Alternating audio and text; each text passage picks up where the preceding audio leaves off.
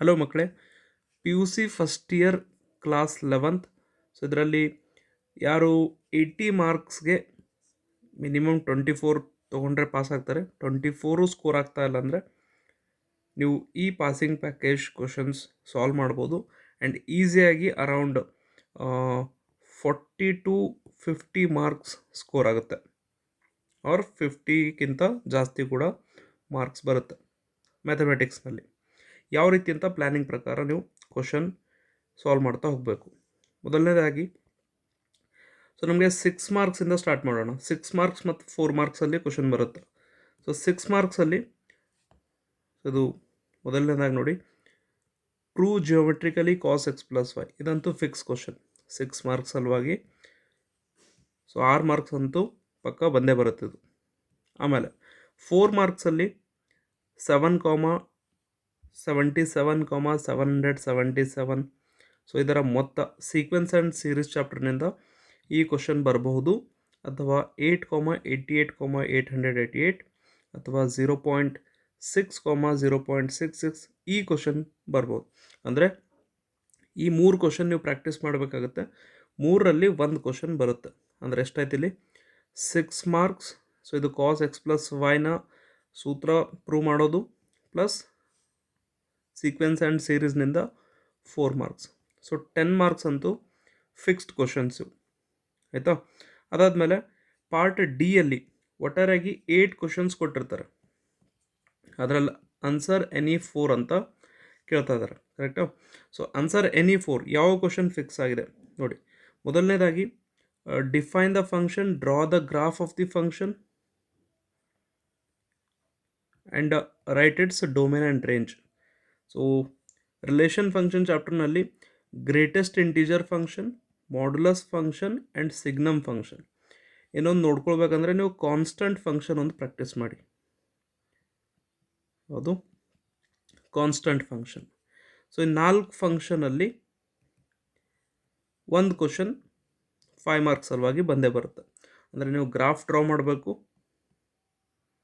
And ಅದರ definition ಬರಿಬೇಕು and domain ಮತ್ತು ರೇಂಜ್ ಬರಿಬೇಕು.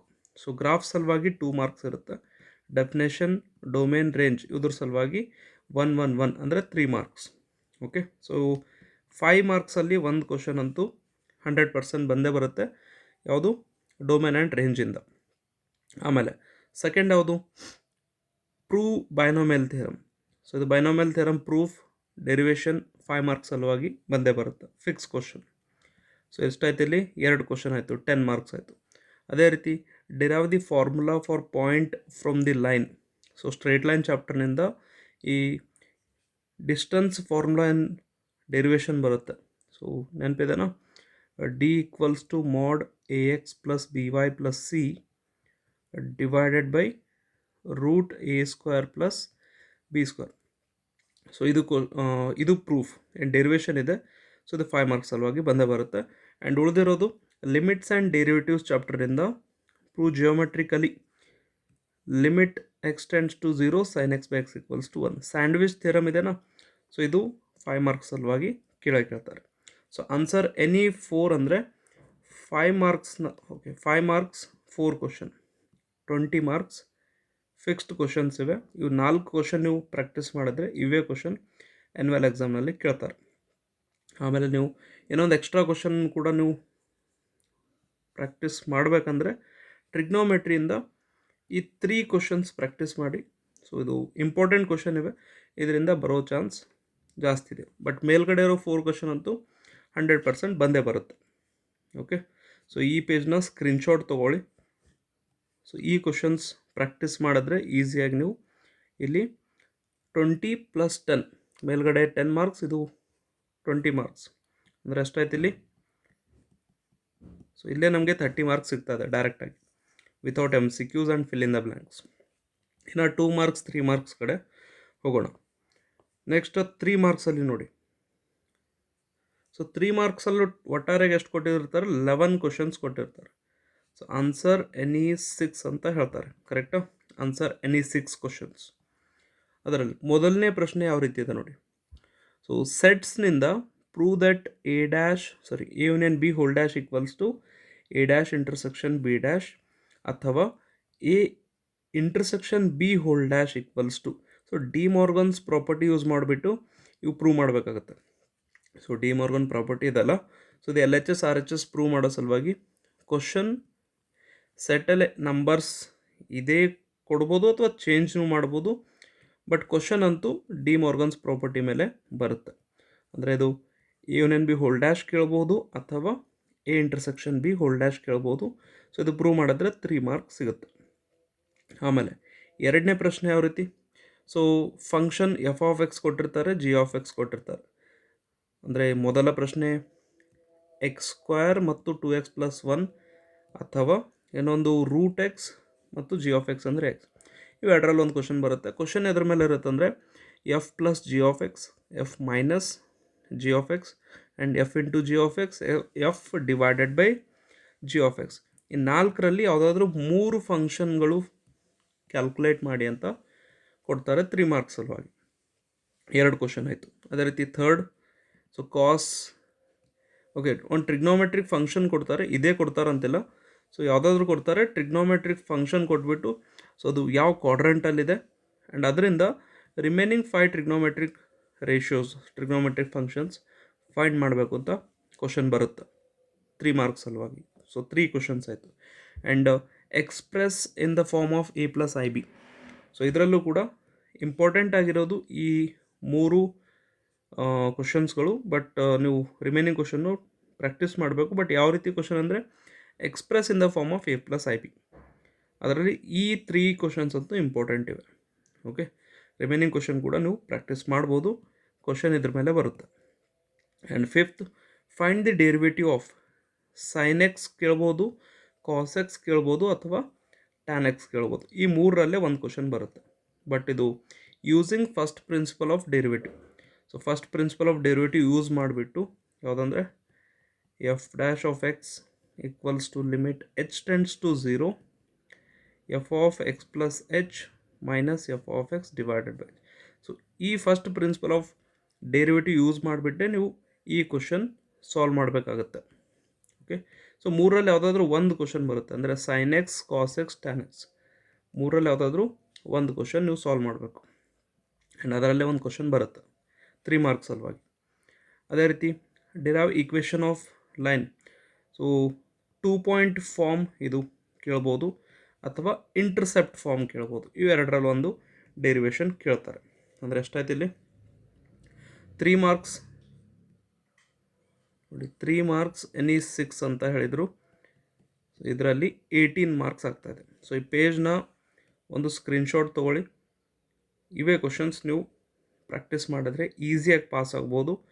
ಆರಾಮಾಗಿ ನೀವು 40-50+ ಸ್ಕೋರ್ ಮಾಡ್ಬೋದು. ಮೇಲ್ಗಡೆ ಎಷ್ಟಾಯಿತು? ಮೇಲ್ಗಡೆ 10 + 20 ಪ್ಲಸ್ ಇದರಲ್ಲಿ 18, ಅಂದರೆ ಒಟ್ಟಾರಾಗಿ 48 ಮಾರ್ಕ್ಸ್ ಇಲ್ಲೇ ಬಂತ. ಸೊ ಇನ್ನು 2 ಮಾರ್ಕ್ಸ್ ಕಡೆ ಮೂವ್ ಆಗೋಣ.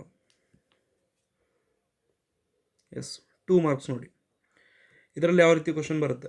So questions will be asked on, ಅಂದರೆ ನೀವು a minus b, b minus a ಅಥವಾ a union b whole dash, a intersection b whole dash ಅಥವಾ a union b intersection. So ಈ ರೀತಿ ಕ್ವಶನ್ಸ್ಗಳು 2 ಮಾರ್ಕ್ಸ್ಗೆ ಬರುತ್ತೆ. ಅಥವಾ draw Venn diagram. So De ಮಾರ್ಗನ್ದೇನು ಪ್ರಾಪರ್ಟಿ ಇದೆ, ಈ ಪ್ರಾಪರ್ಟಿಯ ವೆನ್ ಡಯಾಗ್ರಾಮ್ ಡ್ರಾ ಮಾಡಿ ಅಂತ ಕೂಡ ಕೇಳ್ಬೋದು. ಸೊ ಈ ರೀತಿ ಒಂದು ಕ್ವಶನ್ ಸೆಟ್ ಮೇಲೆ ಒಟ್ಟಾರೆಯಾಗಿ 2 ಮಾರ್ಕ್ಸ್ನ 2 ಪ್ರಶ್ನೆ ಬರುತ್ತೆ. ಸೊ ಅದರಲ್ಲಿ ಒಂದು ಟೈಪ್ ಅಂತೂ ಇದು ಗೊತ್ತಾಯಿತು. ಇನ್ನೊಂದು ಟೈಪ್ ಯಾವುದಂದರೆ ಸಬ್ಸೆಟ್ಸ್ ಬರೀರಿ ಅಂತ ಕ್ವಶನ್ ಬರುತ್ತೆ. Write the subsets. ಸೊ 2 ಮಾರ್ಕ್ಸ್ನಲ್ಲಿ 2 ಕ್ವಶನ್ ಸೆಟ್ಟಿಂದ ಆಯಿತು. ಆಮೇಲೆ ಥರ್ಡ್ ಕ್ವಶನ್ ನೋಡಿ, find the multiplicative inverse. So ಈ 3 ಕ್ವಶನ್ ಇಂಪಾರ್ಟೆಂಟ್ ಇವೆ. ಇವಾಗ ಬಿಟ್ಟು ಬೇರೆ ಕ್ವಶನ್ನು ಬರ್ಬೋದು. ಬಟ್ ಕ್ವಶನ್ ಅಂತೂ ಮಲ್ಟಿಪ್ಲಿಕೇಟಿವ್ ಇನ್ವರ್ಸ್ ಫೈಂಡ್ ಮಾಡಿ ಅಂತ ಒಂದು ಕ್ವಶನ್ ಬರುತ್ತೆ. ಆಮೇಲೆ ಇನ್ನೊಂದು ಕ್ವಶನ್ ಯಾವುದು? ಇದು ಎಕ್ಸ್ ಮೈನಸ್ ಐ ವೈ ಕೊಟ್ಟಿರ್ತಾರೆ. ಸೊ ಪ್ರೂವ್ ಅಂತ ಇದು X square plus Y square whole square equals to. So ಇದು ಕೇಳ್ಬೋದು. ಅಥವಾ ಎಕ್ಸ್ ಪ್ಲಸ್ ಐ ವೈ ಕೊಟ್ಟಿರ್ತಾರೆ, X square plus Y square ಬೆಲೆ 1 ಅಂತ ಪ್ರೂವ್ ಮಾಡಬೇಕು. ಓಕೆ, ಇವೆರಡು ಇಂಪಾರ್ಟೆಂಟ್ ಇವೆ. ಆ್ಯಂಡ್ ಅದೇ ರೀತಿ fifth question, solve the inequality. So inequality ಮೇಲೆ ನಂಬರ್ ಲೈನ್ ಡ್ರಾ ಮಾಡಿ ಅಂತ ಯಾವುದೂ ಕ್ವಶನ್ ಬರ್ಬೋದು, ಬಟ್ ಈ 4 ಕ್ವಶನ್ಸ್ ಇಂಪಾರ್ಟೆಂಟ್ ಇವೆ. ಇವು ಪ್ರಾಕ್ಟೀಸ್ ಮಾಡಿದ್ರೆ ರಿಮೈನಿಂಗ್ ಕ್ವಶನ್ ಕೂಡ ಬೇರೆ ಕ್ವಶನ್ ಕೇಳಿದ್ರು ನೀವು ಆನ್ಸರ್ ಮಾಡ್ಬೋದು. ಮೊದಲನೇದಾಗಿ 4 ಕ್ವಶನ್ ನೀವು ಅಟೆಂಪ್ಟ್ ಮಾಡಬೇಕು. ಆ್ಯಂಡ್ ಅದೇ ರೀತಿ ಇನ್ನೊಂದು question expand binomial theorem. So ಇದು X square plus 3x whole power 4 ಕೇಳ್ಬೋದು, ಅಥವಾ 2x minus x by 2 whole power 5 ಕೇಳ್ಬೋದು, 2x ಮೈನಸ್ 3 ಹೋಲ್ ಪವರ್ 6 ಕೇಳ್ಬೋದು. ಇಲ್ಲಾಂದರೆ find the value of 98 power 5, 96 power 3, 102 power 5. ಇದರಲ್ಲಿ ಕೂಡ ಒಂದು ಕ್ವಶನ್ ಬರುವ ಚಾನ್ಸ್ ಇದೆ. ಬಟ್ ಒಟ್ಟಾರೆ ಬೈನಾಮಿಯಲ್ ಥಿಯರಮ್ ಯೂಸ್ ಮಾಡಿಬಿಟ್ಟೆ ನೀವು ಆನ್ಸರ್ ಮಾಡಬೇಕು. ಆ ರೀತಿ ಒಂದು ಕ್ವಶನ್ 2 ಮಾರ್ಕ್ಸಲ್ಲಿ ಬರುತ್ತೆ. ಅಂದರೆ ಎಷ್ಟಾಯ್ತು ಇಲ್ಲಿ? ಸೊ 2 ಮಾರ್ಕ್ಸ್ನ 6 ಕ್ವಶನ್, ಇದರಲ್ಲಿ ಕೂಡ 11 ಇರುತ್ತೆ ಆನ್ಸರ್. ಎನಿ 6 ಕ್ವಶನ್ ಅಂತ ಕೇಳ್ತಾರೆ. ಸೊ ಇಲ್ಲಿ ಎಷ್ಟಾಯ್ತು ಇದು? 12. ಸೊ 6 + 4ನಲ್ಲಿ 10 ಮಾರ್ಕ್ಸ್, 5 ಮಾರ್ಕ್ಸ್ನಲ್ಲಿ 20 ಮಾರ್ಕ್ಸ್ ಬರುತ್ತೆ, ಆ್ಯಂಡ್ 3 ಮಾರ್ಕ್ಸಲ್ಲಿ 18 ಮಾರ್ಕ್ಸ್, ಆ್ಯಂಡ್ 2 ಮಾರ್ಕ್ಸ್ನಲ್ಲಿ 12 ಮಾರ್ಕ್ಸ್. ಅಂದರೆ ಒಟ್ಟಾರೆಗೆ ಎಷ್ಟಾಯ್ತು ಇದು? 2, 3, 4, 5, 6, 60 ಮಾರ್ಕ್ಸ್ ಸ್ಕೋರ್ ಆಗ್ತಾಯಿದೆ. ರಿಮೈನಿಂಗ್ ನಿಮ್ಮದು 20 ಮಾರ್ಕ್ಸ್ ಇದೆ. ಸೊ ಅದು ಓಕೆ, ಪೇಜ್ನ ಸ್ಕ್ರೀನ್ಶಾಟ್ ತೊಗೊಳ್ಳಿ. ಅದೇ ರೀತಿ ರಿಮೈನಿಂಗ್ 20 ಅಂತೂ 15 MCQs, 5 fill in the blanks question ಬರುತ್ತೆ. ಅದರಲ್ಲಿ ಒಂದು ಮಿನಿಮಮ್ ಒಂದು 10 ಕ್ವಶನ್ಸ್ನು ಕರೆಕ್ಟ್ ಆಯ್ತು ಅಂದರೆ ಈಸಿಯಾಗಿ ನೀವು 70 ಸ್ಕೋರ್ ಮಾಡ್ಬೋದು. ಕರೆಕ್ಟಾ?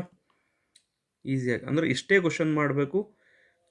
ಸೊ ಯಾರು ಫೇಲ್ ಆಗೋ ಅಂಜಿಕೆ ಇದೆ ಅವರಂತೂ ಪಾಸ್ 100% ಆಗೇ ಆಗ್ತಾರೆ ಇಷ್ಟು ಕ್ವಶನ್ ಮಾಡಿದ್ರೆ.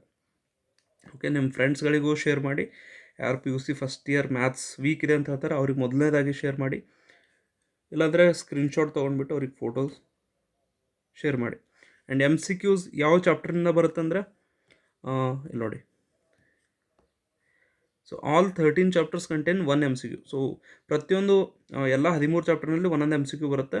ಬಟ್ ಯಾವುದು ಒಂದು ಚಾಪ್ಟರ್ನಲ್ಲಿ 2 MCQ ಇದೆ ಅಂದರೆ ಕೋನಿಕ್ ಸೆಕ್ಷನ್. ಕೋನಿಕ್ ಸೆಕ್ಷನಿಂದ 2 MCQs ಬರುತ್ತೆ. Okay, and fill in the blanks ಇದು ಯಾವ ಚಾಪ್ಟರ್ನಿಂದ ಅಂದರೆ ರಿಲೇಷನ್ ಫಂಕ್ಷನ್ನಿಂದ, ಟ್ರಿಗ್ನೋಮೆಟ್ರಿಯಿಂದ, and permutation combination, straight line, limits and derivatives. ಈ ಚಾಪ್ಟರ್ನಿಂದ fill in the blanks question ಬರುತ್ತೆ.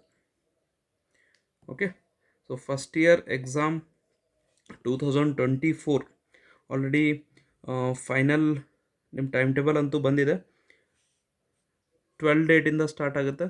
ಮೊದಲನೇದಾಗಿ ಕನ್ನಡ, 14 ಡೇಟ್ಗೆ ಮ್ಯಾಥ್ಸ್, ಆಮೇಲೆ 17 ಬಯಾಲಜಿ, 19 ಇಂಗ್ಲೀಷ್, 21 ಕೆಮಿಸ್ಟ್ರಿ, ಹಿಂದಿ 23 ಡೇಟ್ಗಿದೆ, 24ಗೆ ಫಿಸಿಕ್ಸ್.